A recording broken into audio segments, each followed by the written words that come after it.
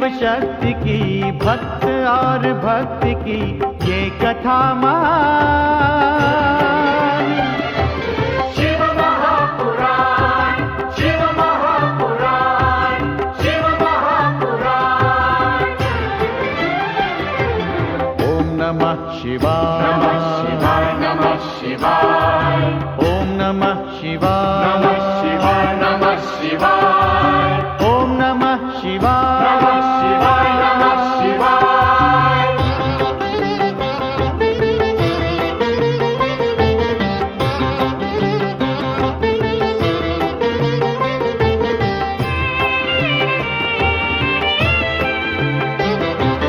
आशुतोष नीलकंठ शंभु अविनाशी, गंगाधर महादेव जो है कैलाशी।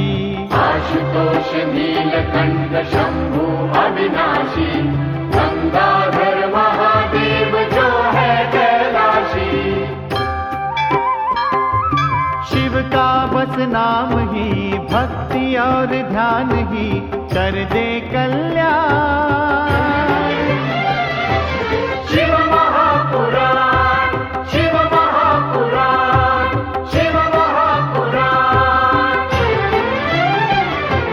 ओम नमः शिवाय, नमः शिवाय, नमः शिवाय, ओम नमः शिवाय, नमः शिवाय, नमः शिवाय, ओम नमः शिवाय, नमः शिवाय, नमः शिवाय।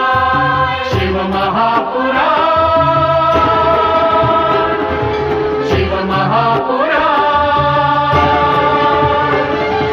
शिव महापुराण, शिव महापुराण, शिव महापुराण।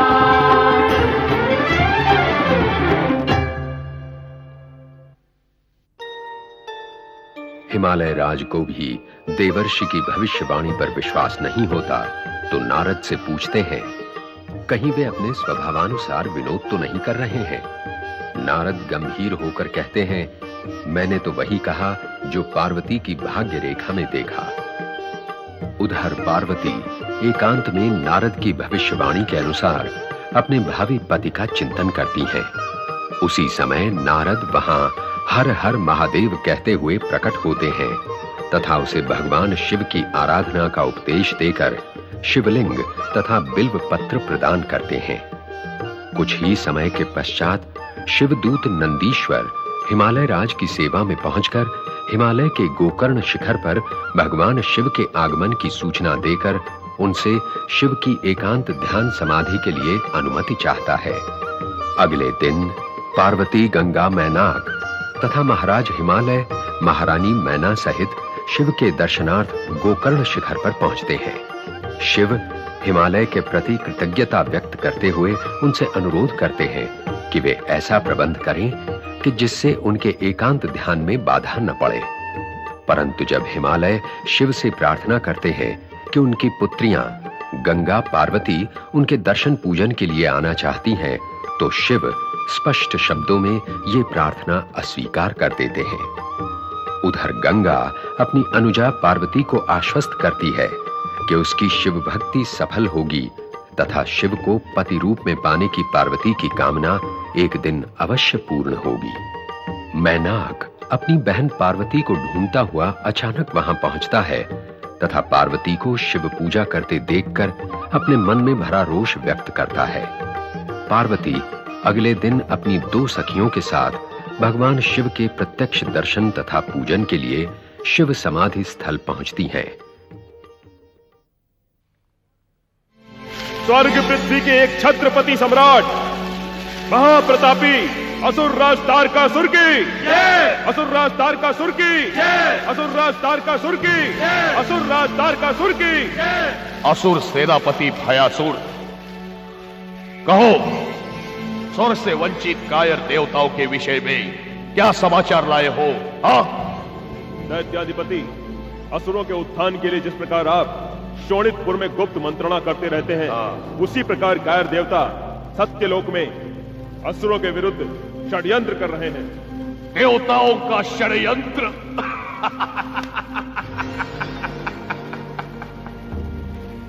समय हमारे साथ है भयासुर। हमारे विरुद्ध किया गया कोई भी षड्यंत्र कभी सफल नहीं हो सकता, ज्ञात है? परंतु हमें कपटी देवताओं से सावधान रहना होगा असुरराज। हाँ, तारकासुर सावधान होना नहीं जानता, अपने शत्रुओं को समाप्त करना जानता है। हाँ, यदि देवताओं ने हमारे विरुद्ध कोई भी षड्यंत्र किया तो हम अपने वरदाता ब्रह्मदेव की भी उपेक्षा करके सत्यलोक पर आक्रमण कर देंगे। हाँ, कायर देवताओं को सदा सदा के लिए समाप्त कर देंगे। ऐसा प्रतीत होता है कि तारकासुर हमारी गतिविधियों का पता लगाता रहता है। भय इस बात का है, हमारी गतिविधियों का पता लगने पर तारकासुर सत्यलोक पर भी आक्रमण कर सकता है। हमें विशेष रूप से सावधान हो जाना चाहिए। सत्यलोक पर तारकासुर के आक्रमण का अर्थ है देवताओं का सर्वनाश। हमें शीघ्र ही सुरक्षा का उपाय सोचना होगा। हमें इतना चिंतित होने की आवश्यकता नहीं। तारकासुर ब्रह्मदेव की मर्यादा की उपेक्षा कर सत्यलोक पर आक्रमण करने का साहस नहीं करेगा। देवराज की चिंता उचित है। अतीत को देखते हुए अपने अनुभवों के आधार पर हम कह सकते हैं कि तारकासुर के लिए कुछ भी असंभव नहीं है। प्रणाम देवगुरु। देवगुरु, सुना है कि तारकासुर सत्यलोक पर आक्रमण की योजना बना रहा है। यदि ऐसा हुआ तो आक्रमण का प्रतिकार कैसे किया जाएगा? हम भी इस विचार से चिंतित हैं देवराज। देवगुरु, हम अब तक सत्यलोक में अपने आप को सुरक्षित समझते थे, परंतु अब देवराज, भय तथा निराशा शौर्यशाली को भी कायर बना देती है। आत्मविश्वास तथा विवेक से काम लेने वाले अजय शत्रुओं को भी अपने चरणों में झुका देते हैं। देवेंद्र, ये न भूलिए कि कभी कभी अंधकार में भी खद्योत मार्गदर्शक बन जाते हैं। देवगुरु, आपकी इन बातों ने हमारे उत्साह तथा विश्वास की टिमटिमाती हुई ज्योति को पुनः प्रज्वलित कर दिया है। क्या आपकी दृष्टि में हमारी सुरक्षा का कोई उपाय है? है, उपाय है, कठिन है, परंतु असंभव नहीं है देवराज। क्या उपाय है गुरुदेव? शीघ्र बताने की कृपा करें। यदि विष्णुपदी गंगा को सत्यलोक में ले आया जाए तो दुष्ट तारकासुर सत्यलोक पर आक्रमण करने का दुस्साहस नहीं करेगा, क्योंकि गंगा द्वारा एक बार वो पराजित हो चुका है। देवगुरु, देवी गंगा हिमालय राज की ज्येष्ठ पुत्री हैं, अपने माता पिता की अति लाडली भी हैं। वो सत्यलोक क्यों आएंगी? भगवान विष्णु ने ब्रह्मदेव के माध्यम से स्वयं हिमालय राज को पुत्री के रूप में गंगा प्रदान की है। जानता हूं गुरुदेव कि देवी गंगा ने तारकासुर के आक्रमण से हिमालय की रक्षा की थी। उस दुष्ट को हिमालय से पलायन करने के लिए विवश होना पड़ा था। तारकासुर इतना डर कर भागा था कि पुनः हिमालय की ओर मुड़कर देखने का साहस नहीं कर सका। देवी गंगा को सत्यलोक में लाने का कोई उपाय सोचिए देवगुरु। सत्यलोक में देवी गंगा की उपस्थिति ही देवताओं के लिए अभय का वरदान बन जाएगी। यदि ब्रह्मदेव देवताओं के प्रति दयालु हो जाए तो गंगा को सत्यलोक में आने के लिए प्रेरित कर सकते हैं। वो हमारे मन में एक प्रश्न उठ रहा है देवगुरु। वरदान के रूप में दी हुई गंगा को ब्रह्मदेव हिमालय राज से कैसे मांग सकते हैं? इस दुविधा का अंत स्वयं ब्रह्मदेव कर सकते हैं। पवनदेव, ब्रह्मदेव ने हिमालय राज को गंगा प्रदान की थी, दान नहीं की थी। दान वापस नहीं लिया जाता, परंतु प्रदान की गई गंगा को पुनः वापस मांगा जा सकता है। ब्रह्मदेव सदैव देवताओं के हित चिंतक रहे हैं। सत्यलोक पर तारकासुर का आक्रमण उन्हें सहन नहीं होगा। इसलिए हमें उनके पास जाकर प्रार्थना करनी होगी कि सत्यलोक में गंगा को लाकर देवताओं को भयमुक्त करें। तो चलिए देवगुरु, हम ब्रह्मदेव की शरण में चले। हमें पूर्ण विश्वास है कि वो हमारी प्रार्थना अस्वीकार नहीं करेंगे। चलिए देवराज, चलिए। देवगुरु बृहस्पति, आप स्वयं सोचिए, माता पिता के वात्सल्य तथा स्नेह की छाया में पली गंगा अपने पिता हिमालय राज माता मैना की मधुर ममता का परित्याग करके सत्यलोक कैसे आ सकती है? परम पिता, देवी गंगा कल्याणी है, आपके ही समान देवताओं की हित चिंतक है। यदि तारकासुर के अत्याचारों से उन्हें अवगत कराया जाए तो वे हमारी प्रार्थना अवश्य स्वीकार करेंगे। देवगुरु, हिमालय से गंगा का नाता अटूट है। गंगा ने हिमालय में निवास करने वाले धर्मात्मा ऋषि मुनियों को तारकासुर के भय से मुक्त कराया। गंगा ने हिमालय पर्वत की श्रृंखलाओं को अपने पावन जल से हिमशीतल बनाया। अब आप ही बताइए, हिमालय राज गंगा को सत्यलोक भेजना कैसे स्वीकार करेंगे? यदि आप देवताओं पर आने वाले संकट से हिमालय राज को अवगत करा दें तो वे आपके अनुरोध को अस्वीकार नहीं करेंगे। देवराज, आपका कहना सत्य है, किंतु बालिका से युवती होने तक गंगा को जिस माता पिता ने अपना संपूर्ण स्नेह प्रदान किया, क्या वे इतनी सरलता से उसका विछोह स्वीकार करेंगे? क्या उनकी आत्मा को कष्ट नहीं होगा? परमपिता, कन्या के विछोह का वियोग तो एक न एक दिन माता पिता को सहन करना ही पड़ता है। परम पिता, जब हिमालय राज पर संकट आया था तो आपने जन कल्याणी देवी गंगा को वरदान स्वरूप हिमालय राज की पुत्री के रूप में प्रदान किया था। अब देवताओं पर संकट है। परमपिता, हिमालय राज से देवताओं पर आए हुए संकट के निवारण के लिए आप अनुरोध कीजिए। देवी गंगा को हमारे कल्याण के लिए सत्यलोक ले आइए। परम पिता, गर्ग ऋषि के कहने पर हिमालय राज ने बालिका गंगा को तारकासुर से युद्ध करने के लिए भेजा था। क्या आपके कहने पर हिमालय राज तारकासुर से देवताओं की रक्षा के लिए देवी गंगा को सत्यलोक नहीं भेजेंगे? हमारी सुरक्षा के लिए आपको यह कार्य करना ही होगा परमपिता।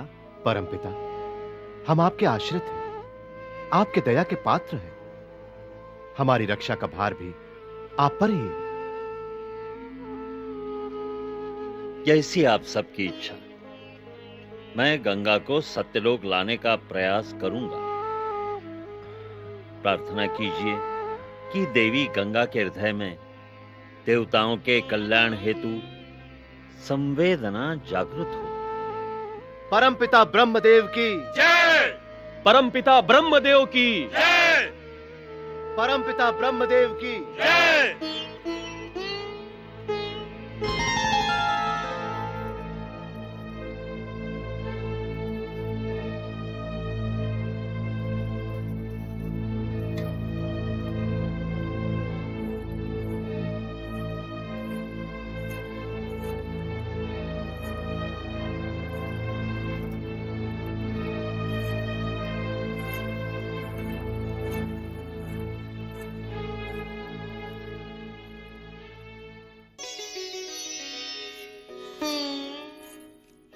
पार्वती, लौट आई शिव दर्शन करके? हाँ दीदी।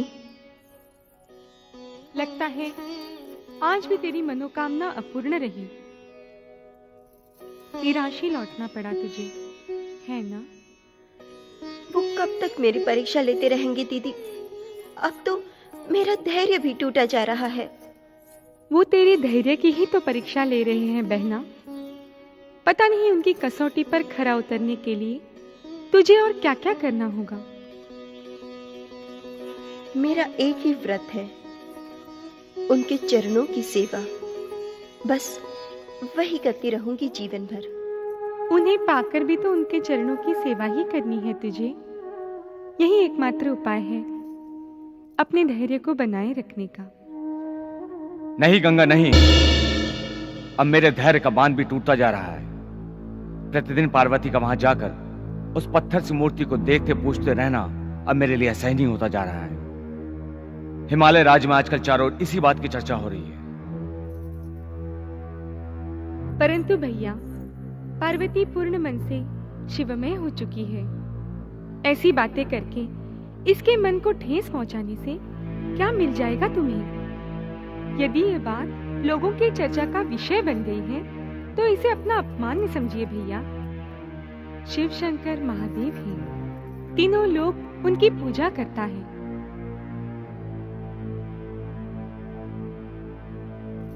चलो पार्वती।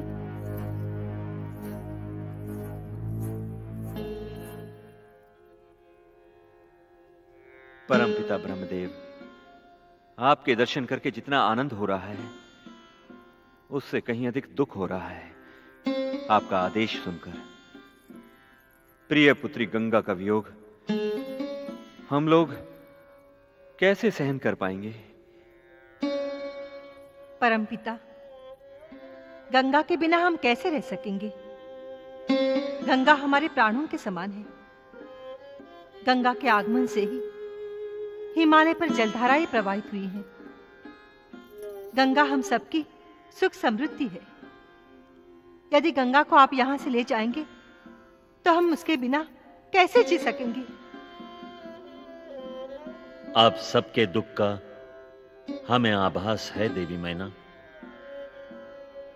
इस प्रकार भला कौन माता पिता अपनी पुत्री के वियोग को सहन करेंगे? परंतु हम विवश हैं। प्रणाम परमपिता। आपके दर्शन पाकर हम कृतार्थ हुए ब्रह्मदेव। पिताश्री, आपने हमें बुलाया?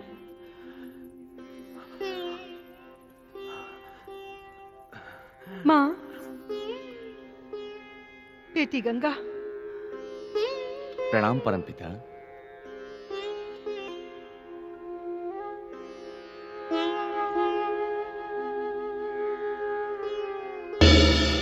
क्या बात है पिताश्री, आपके मुखमंडल पे ये उदासी क्यों? माँ, अचानक आपकी आंखों में आंसू, क्या बात है? बेटी पार्वती, ब्रह्मदेव गंगा को यहाँ से ले जाने के लिए आए हैं।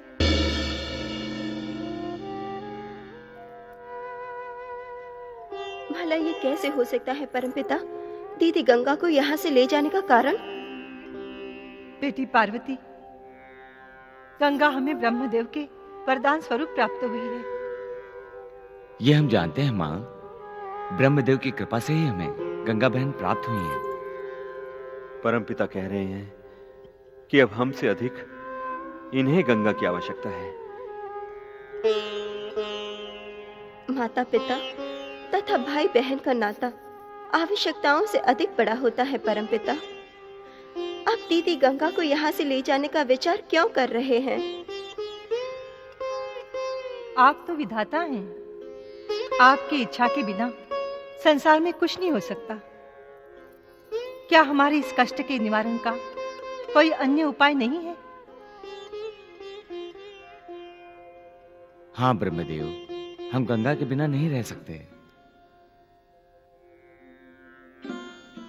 हम आपसे प्रार्थना करते हैं, गंगा दीदी को हमारे बीच से न ले जाइए। गंगा के वियोग की कल्पना से तुम सबको जो वेदना हो रही है, इसका हमें भी अनुभव हो रहा है बेटी पार्वती। हम गंगा को यहां से ले जाना नहीं चाहते थे, हमें भी कष्ट हो रहा है, परंतु परोपकार के लिए कभी कभी व्यक्तिगत सुख का त्याग करना ही पड़ता है। हमारे यहां आने का कारण हमारी विवशता है। परमपिता, आप तो स्वयं सृष्टि के रचयिता हैं, स्वयं विधाता हैं, भला आपको कैसी विवशता? बेटी गंगा, देवताओं के कल्याण के लिए ब्रह्मदेव तुम्हें यहां से ले जाना चाहते हैं।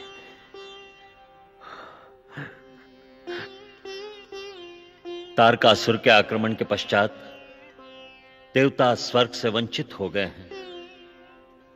अब सत्यलोक में शरण पाए देवताओं को तारकासुर दंडित करना चाहता है। उसे संदेह हो गया है कि वहां रहकर देवता उसके विरुद्ध षड्यंत्र कर रहे हैं। तारकासुर की शक्ति आपकी शक्ति से बड़ी नहीं हो सकती ब्रह्मदेव। क्या आप उसे देवताओं पर आक्रमण करने से रोक नहीं सकते? विधाता, मैं आपसे विनती करती हूँ, देवताओं के कल्याण के लिए आप सत्यलोक की सुरक्षा का कोई अन्य उपाय सोच सकते हैं। आप स्वयं इतने शक्तिशाली हैं। आप तारकासुर के आक्रमण को रोक सकते हैं। दीदी गंगा को हमारे बीच से ले जाने का विचार छोड़िए।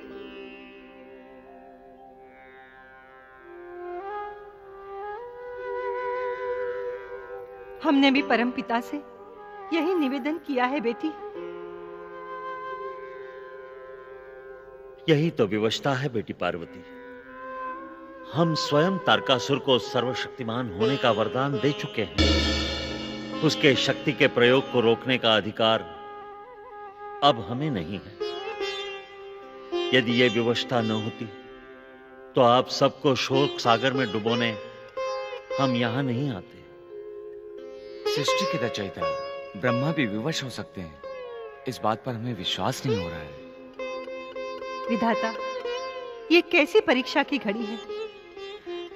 इस मां ने अपनी बेटी गंगा के लिए क्या क्या कल्पना नहीं की थी। अब हमारी सारी प्रसन्नता शोक में डूब जाएगी।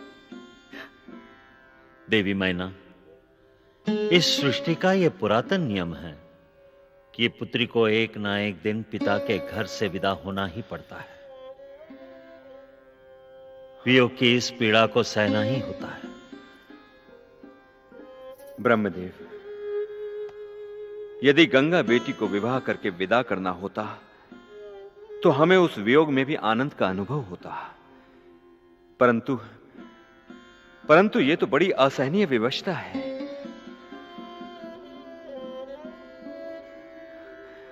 गंगा बेटी के आगमन से ही तो हिमालय पर सुख समृद्धि छाई हुई है। हमें ज्ञात है हिमवान, गंगा नाम ही विपत्तियों के नाश का प्रतीक है। मांगल्य उसके अस्तित्व में समाया हुआ है। गंगा की दिव्यता का चमत्कार सारी सृष्टि देख चुकी है। तारकासुर के अत्याचारों को गंगा की दिव्य शक्ति ही रोक सकती है। गंगा को सत्यलोक में ले जाना अत्यंत आवश्यक है। ब्रह्मदेव सचमुच विवश है पिताश्री। देवताओं की रक्षा के लिए मुझे सत्यलोक जाना ही होगा। बेटी गंगा। नहीं बेटी नहीं, ऐसा न कहो दीदी। हम तुम्हारे वियोग को कैसे सहन कर सकेंगे दीदी?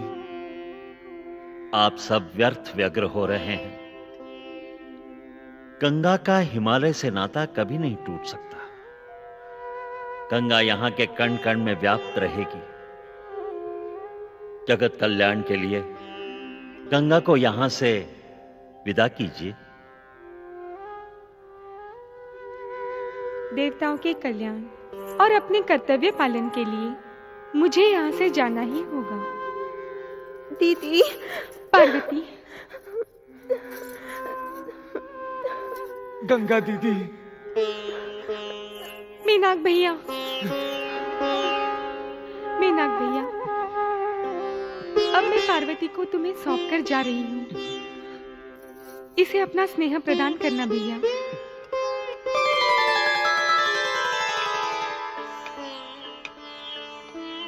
आओ बेटी गंगा।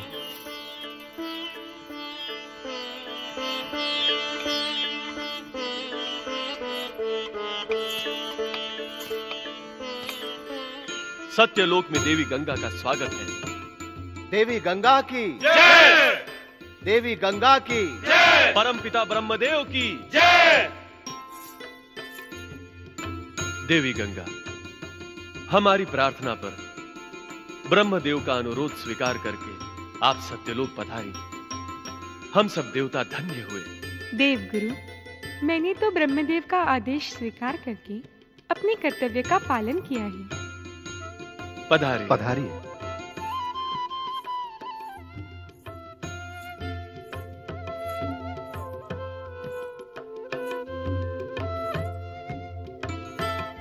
देवराज, देवताओं के कल्याण तथा सुरक्षा हेतु देवी गंगा ने अपनी भावनाओं का परित्याग करके हमारा अनुरोध स्वीकार कर सत्यलोक पधारी हैं। देवी गंगा, आपके आगमन से हम निर्भय हुए। तारकासुर को जब ज्ञात होगा कि देवी गंगा सत्यलोक पधार चुकी है, तो वो सत्यलोक आने का साहस नहीं कर पाएगा। देवराज, अब आप सब देवता निर्भय हो जाइए। जहां विष्णुपदी गंगा होंगी, वहां असुरों की छाया भी नहीं पड़ सकती। देखा पुत्री गंगा, तुम्हारे आगमन से देवता निर्भय हो गए। हिमालय राज तथा महारानी मैना की वियोग व्यथा अनुभव कर मैं स्वयं समंजस में पड़ गया था कि देवताओं का उद्धार कैसे होगा, परंतु तुमने स्वयं सत्यलोक आने का निर्णय लेकर मुझ पर ही नहीं, देवताओं पर भी महान उपकार किया है। आप धन्य हैं देवी गंगा। आपका ये उपकार देवता कभी नहीं भूलेंगे। आपका कल्याण हो। जन कल्याणी देवी गंगा की जय। परमपिता ब्रह्मदेव की जय।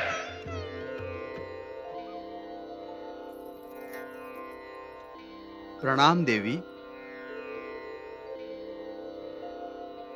नंदीश्वर, आप आ गई? आश्चर्य है, आज राजकुमारी गंगा नहीं पधारी। क्या गंगा दीदी यहाँ आती थी? प्रतिदिन वो आपसे पहले यहाँ आकर चली जाती थी। क्या कह रहे हो नंदेश्वर? मैं सच कह रहा हूँ। मुझे स्वयं भी आश्चर्य हो रहा है, परंतु आपकी और उनकी पूजा में बहुत अंतर है। वो आती तो थी, दूर से ही शिवशंकर को प्रणाम करके चली जाती थी।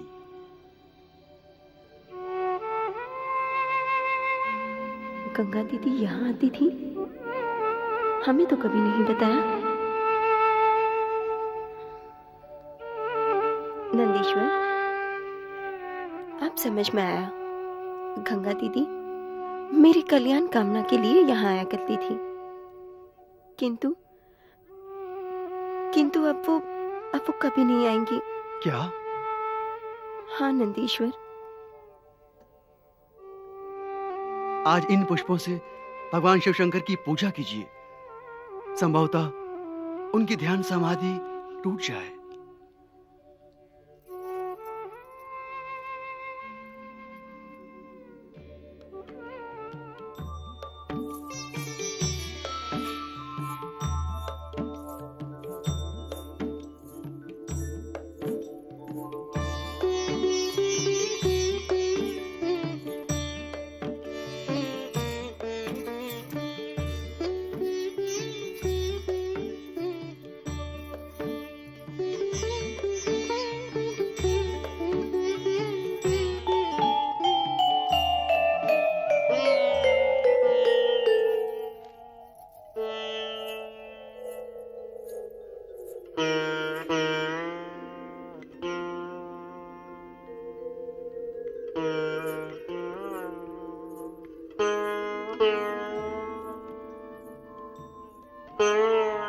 ऐसा प्रतीत होता है कि भगवान शिव अपनी ध्यान समाधि न तोड़ने का हठ ठान बैठे हैं। हाँ देवराज, यदि शिव की ध्यान समाधि भंग नहीं होती तो अवश्य देवी पार्वती की सेवा व्यर्थ जाएगी। और जब तक वो देवी पार्वती को देखेंगे नहीं, उनके मन में अनुराग कैसे जागेगा? यदि शिव के मन में अनुराग उत्पन्न नहीं होगा,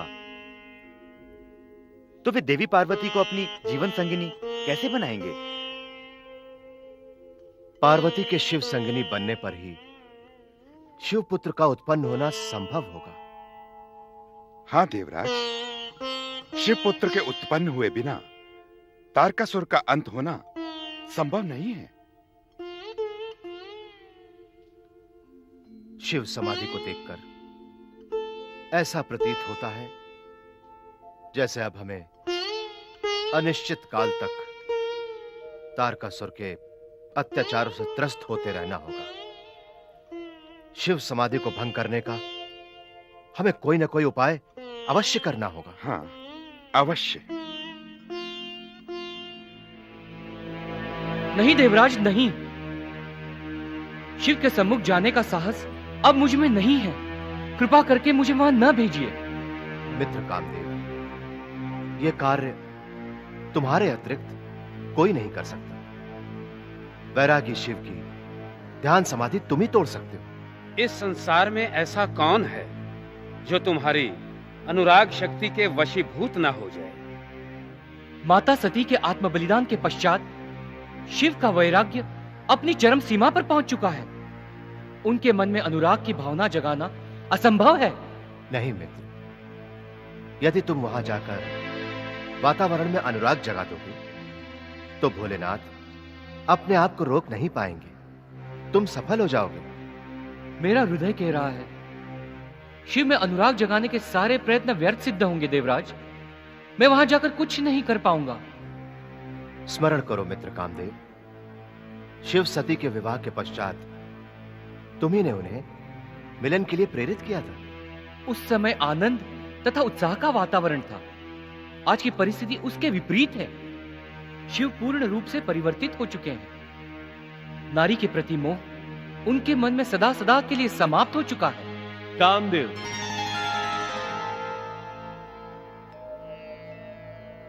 तनिक सोचो। ब्रह्मदेव के वरदान के अनुसार तारकासुर का संहार शिवपुत्र द्वारा ही होगा। यदि तुम शिव के मन में अनुराग जगाकर उन्हें पार्वती से विवाह करने के लिए प्रेरित करो तो तारकासुर के संहारक शिवपुत्र के जन्म का सारा श्रेय तुम्हें मिलेगा। कामदेव, वैरागी शिव अनुराग भावना से विरक्त हो चुके हैं। यदि उनकी समाधि भंग की गई तो उनका रौद्र रूप भी जाग सकता है। कामदेव, तुम्हारे लिए देवताओं का कल्याण सर्वोपरि होना चाहिए। तुम स्वयं देवता हो, देवताओं के मित्र तथा हित चिंतक हो। तुम्हारा इस प्रकार का भय शोभा नहीं देता है कामदेव। परंतु देवगुरु, क्या शिव की ध्यान समाधि भंग करना अपने आप में एक महान पाप नहीं है? क्या मैं इस पाप के परिणाम से बच पाऊंगा? कामदेव, शक्ति रूपिणी पार्वती तथा शिव का मिलन जगत के कल्याण का कारण बनेगा। ये पुण्य का कार्य है, पाप का नहीं। इस संकट की घड़ी में देवताओं की सहायता करना तुम्हारा परम कर्तव्य है। कामदेव, तुम भयभीत ना हो। देवगुरु, यदि शिव का कोप जाग गया तो वह समस्त जगत के लिए प्रलयकारी हो सकता है। कामदेव, शिव की कोई लीला अनर्थकारी नहीं हो सकती है। यदि तुम अपने लिए भयभीत हो रहे हो तो इतना अवश्य जान लो कि देवताओं के हित तथा जगत कल्याण के लिए यदि तुम्हें अपने प्राण भी दांव पर लगाने पड़े तो तुम्हें पीछे नहीं हटना चाहिए।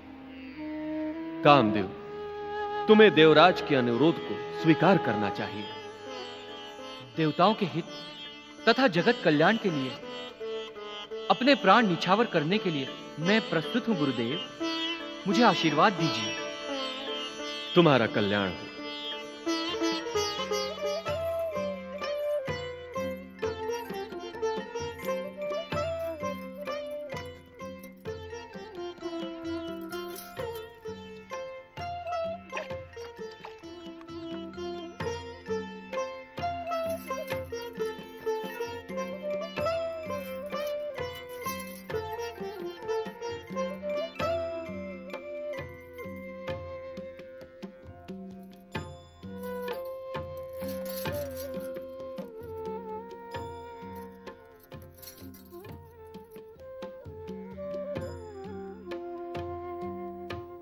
देवादिदेव परमेश्वर, कब तक प्रतीक्षा करनी होगी मुझे?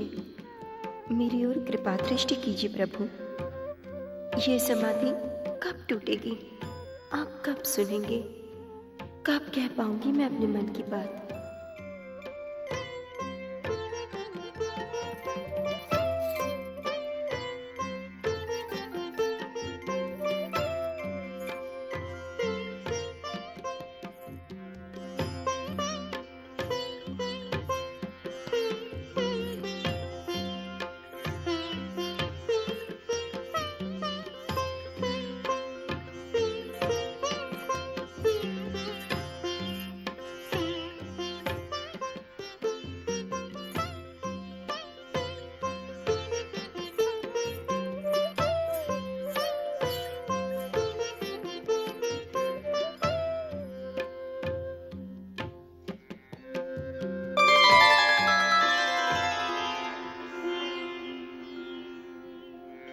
नंदीश्वर,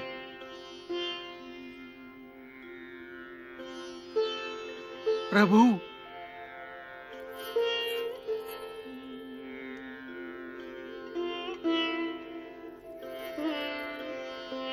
प्रभु, आज्ञा प्रभु। नंदीश्वर, हिमालय राज की कन्या राजकुमारी पार्वती हमसे कुछ कहना चाहती है। उनसे कहो, हम उनकी बात सुनने के लिए उत्सुक हैं। देवी रति, भगवान शिव की समाधि तो टूट चुकी है। उन्होंने स्वयं देवी पार्वती को बुलवाया है। देवी, प्रभु भोलेनाथ उत्सुक हैं आपकी प्रार्थना सुनने के लिए।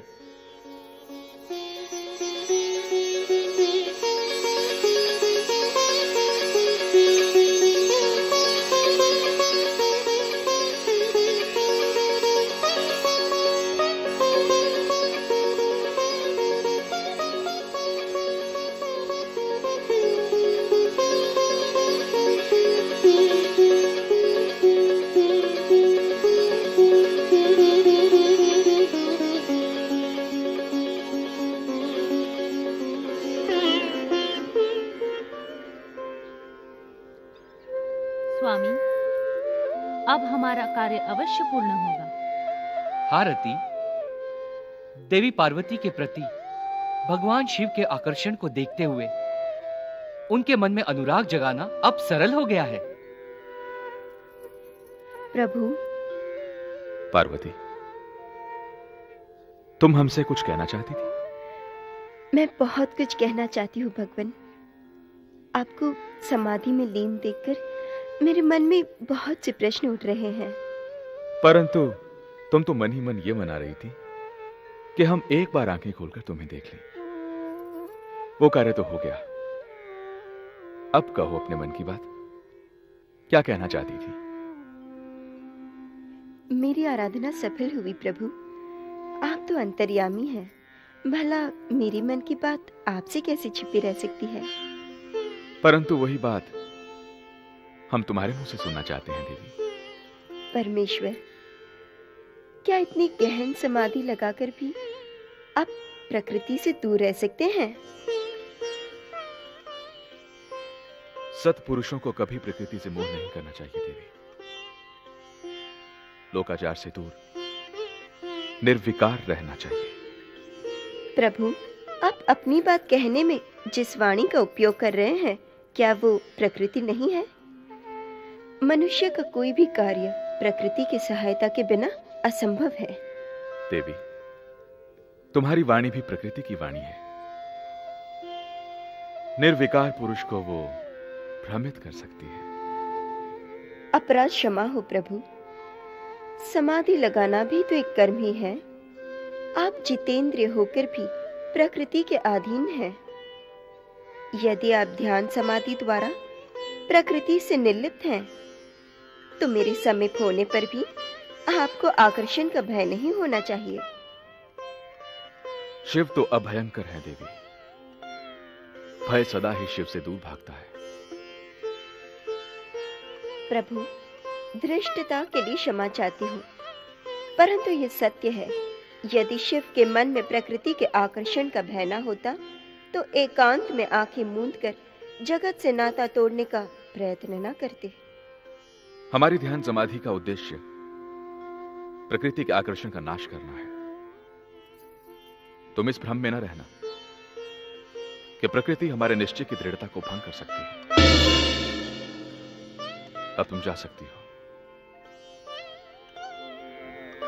प्रकृति शिव का कुछ नहीं बिगाड़ सकती।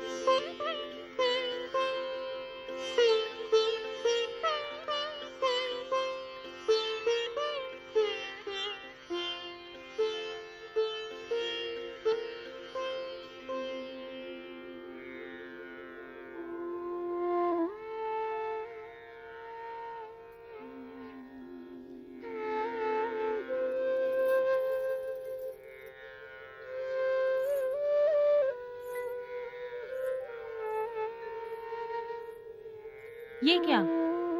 भगवान शिव ने ऐसी क्या बात कह दी जो पार्वती उदास होकर चली गईं? शिव पुनः समाधि में लीन हो गए।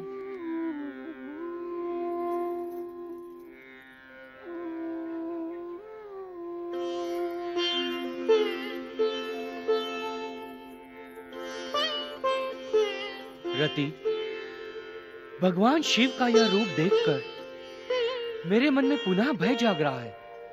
कहीं ऐसा ना हो कि... अपने आप पर विश्वास रखिए स्वामी। देवताओं का कार्य पूर्ण करने में हम अवश्य सफल होंगे। चलिए।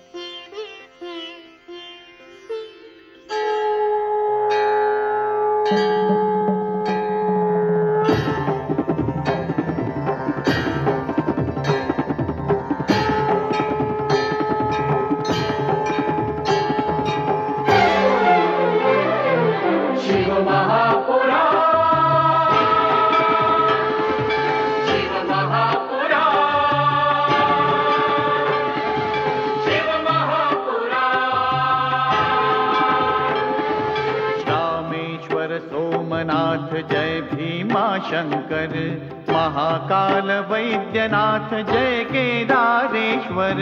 रामेश्वर सोमनाथ जय भीमा शंकर, महाकाल वैद्यनाथ जय केदारेश्वर। नाथों के नाथ की, भोले विश्वनाथ की महिमा का गान। शिव महापुराण, शिव महापुराण, शिव महापुराण। ओम नमः शिवाय, नमः शिवाय, ओम नमः शिवाय, नमः शिवाय, ओम नमः शिवाय।